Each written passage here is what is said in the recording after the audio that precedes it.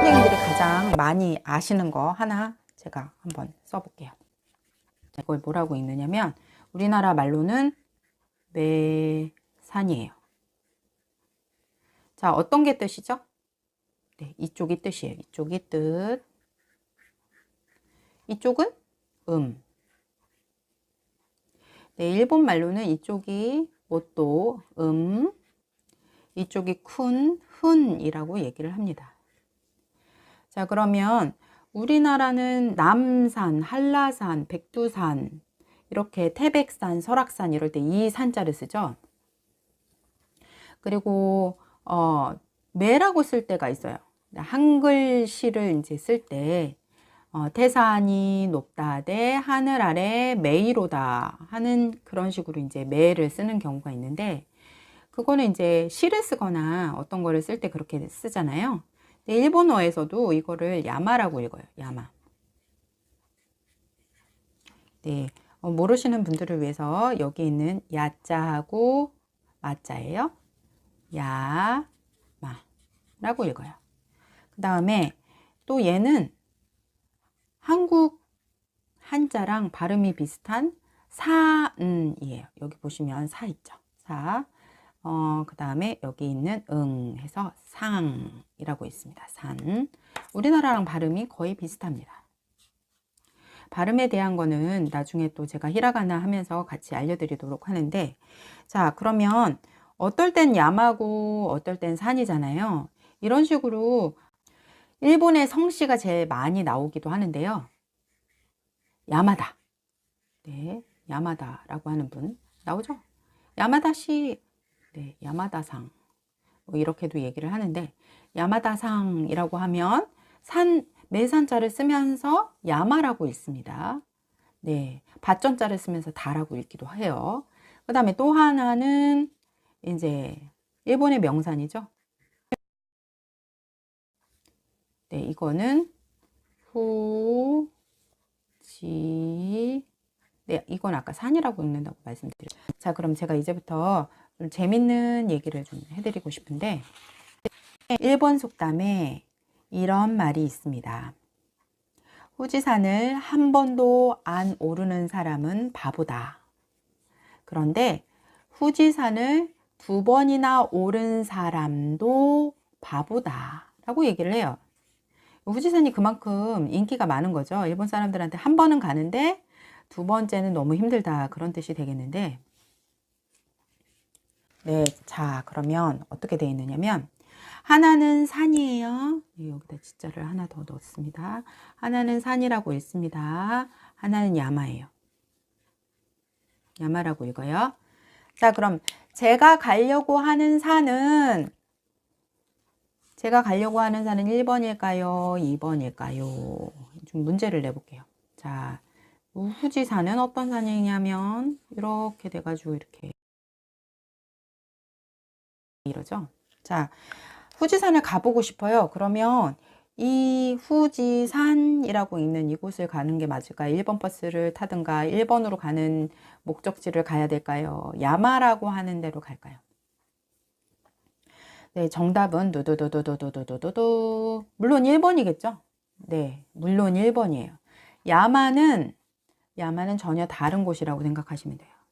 그러니까 제가 후지산에 가려면 후지산이라고 하는 발음의 곳으로 가야 돼요. 근데 한자로 쓰여졌을 때는 이렇게 쓰여 있을 수 있어요. 근데 한쪽은 산이라고 있는 곳이 있을 수 있고 한쪽은 야마라고 있는 곳이 있을 수 있어요.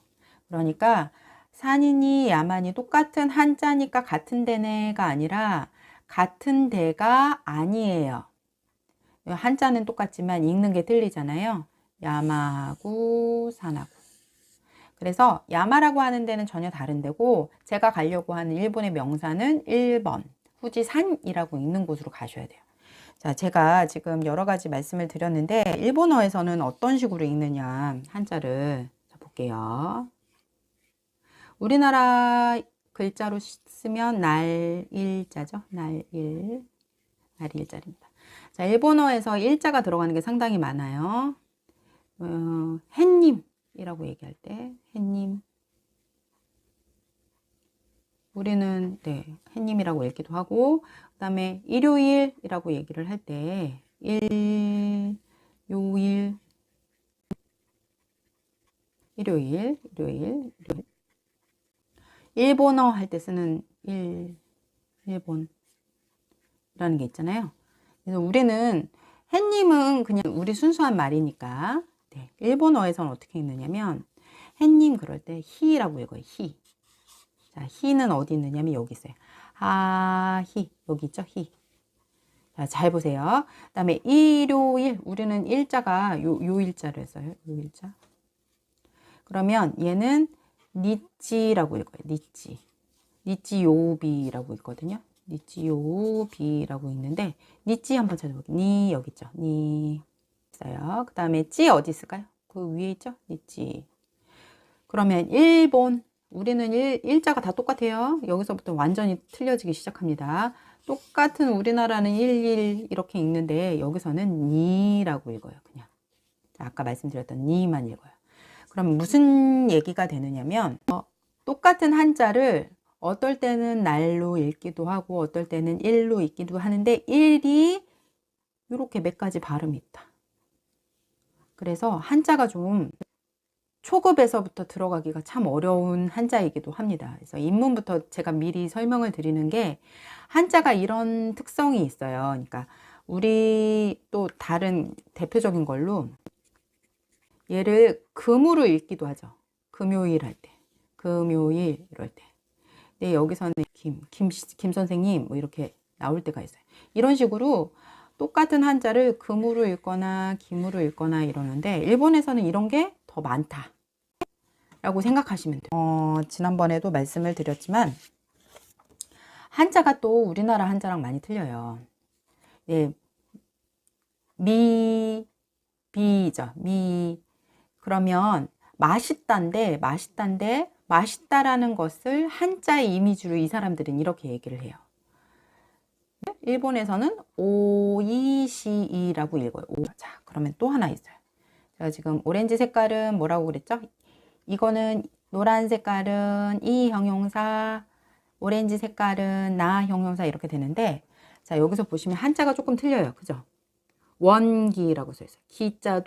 기자도 조금 약자 같은 느낌 나죠. 원기라고 써 있는데 이거는 갱기라고 읽어요. 갱기. 근데 이 갱기는 뭐냐면 건강하다의 뜻이에요.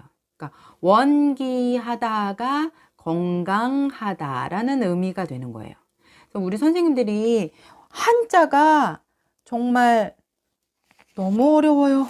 너무너무 어려워요. 라고 얘기하시는 분들이 가끔 계시는데 한자랑 이렇게 히라가나랑 같이 배우시면 오히려 한자를 배우시는 재미가 있어요. 그래서 오히려 한국어랑 좀 틀린 점도 굉장히 많고 외국어니까 당연한 건데 이상하게 일본어는 한국어 같은 느낌이 난다고 생각하셔서 저한테 한자가 왜 이렇게 맞느냐고 그러시고 한자 왜 이렇게 읽는 방법이 맞느냐고 그렇게 물어보시는데 한자를 읽는 재미도 있고 일본에선 이런 한자를 이런 식으로 쓰는 거구나 라고 하는 재미도 있어요. 그러니까 우리 선생님들이 히라가나를 알고 한자를 알고 가타카나를 외우시면서 일본어의 재미를 좀 붙이셨으면 좋겠어요. 일본어 공부하는데 정말 도움이 많이 될 거라고 생각하고 있습니다.